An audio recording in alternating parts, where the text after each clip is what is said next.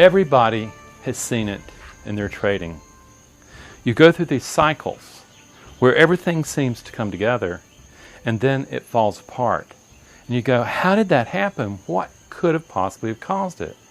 And you look at it and you go, from a rational mind, you can't figure it out. And yet, it keeps reoccurring, and you realize, I need to solve this problem. What is it? It defies logic, but what is this it that keeps happening to you, okay?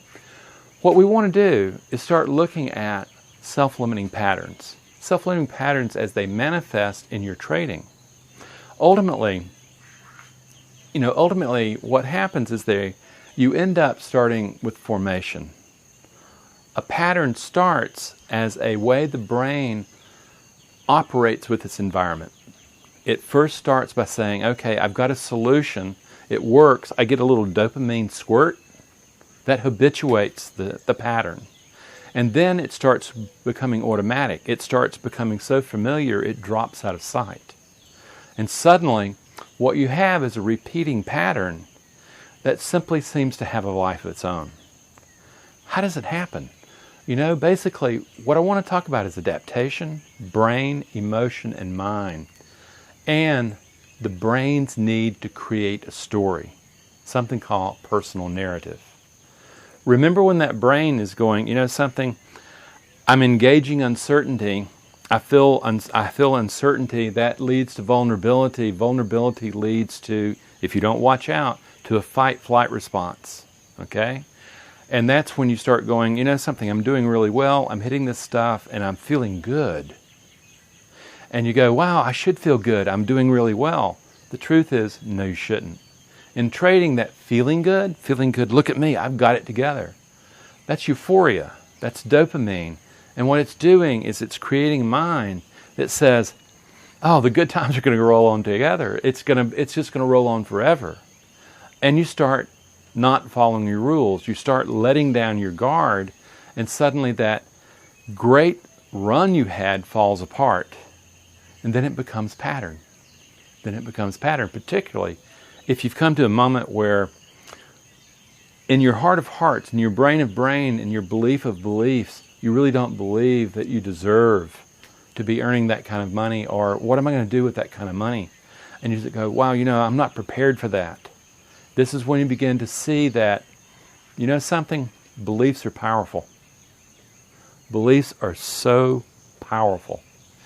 Is that ultimately, beliefs is the glue that holds pattern, emotion, and narrative together. Because what I want you to understand is that narrative really is the way, the story the mind makes up about the pattern recognition, about the pattern duplication, and you falling into that pattern over and over again without even recognizing it. What you need, friends, in order to be able to see this, is a new set of eyes. The eyes that you brought to trading are probably not going to be the eyes that you need. You need to be able to learn to spot the pattern and to begin to ask, where did this pattern come from? How does it work?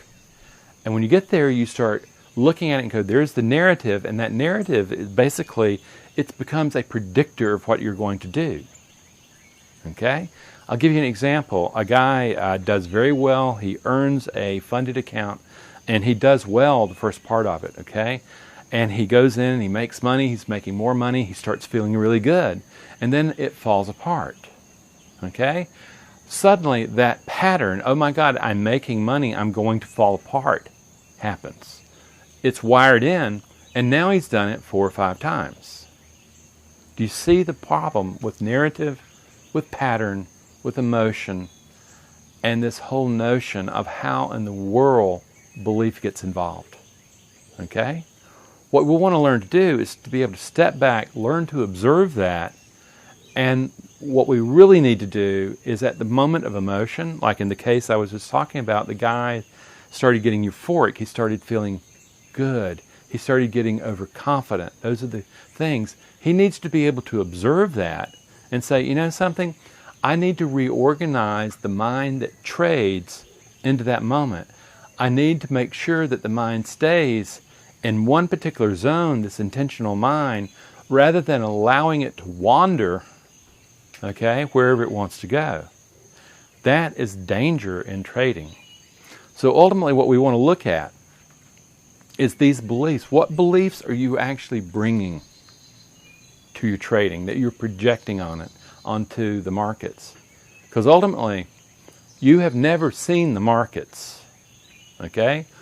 What really happens is your brain takes sensorial information from your senses, organizes it based on your beliefs, based on the emotions you're in, and based on your ability to observe, into a virtual representation that you then project onto the phenomenon of the markets.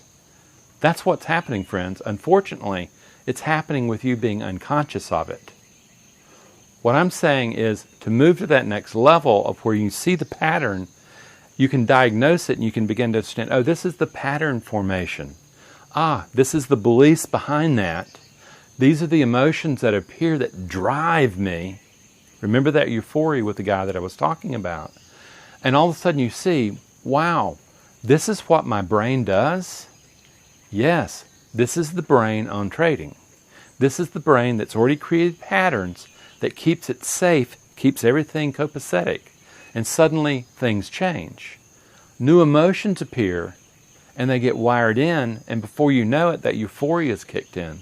Or you can take it the reverse way, where you come to a moment of where all of a sudden you go, you know something, what if I lose? And you get this sense of inadequacy that says, you know something, I don't know if I'm good enough to win. Suddenly you start seeing a pattern of perception, that narrative being created out of that. And understand this, you don't have the narrative. You don't have that personal historical narrative.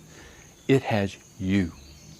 And until you can observe it and begin to say, oh, this is the narrative, I need to start being able to tweak it. You learn how to regulate it, you learn how to deconstruct it and to reconstruct it into higher functioning, and you start going, I need to deal with the fear or the euphoria behind the problem so that I have the stable mind I need for trading.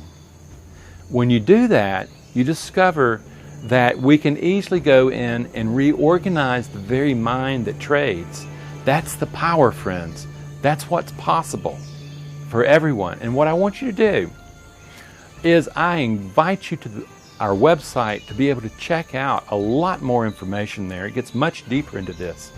And the other thing is, what I really invite you to do, when you get to the website, get the free ebook. Start really learning about emotional intelligence. Start learning about the personal narrative that grabs you and turns you out into your trading. And start seeing how that pattern can be changed as you become a better observer, as you learn how to regulate the emotions. Let's start there. Start really developing the mind that trades. Come to the website, take a look, and have a really great day.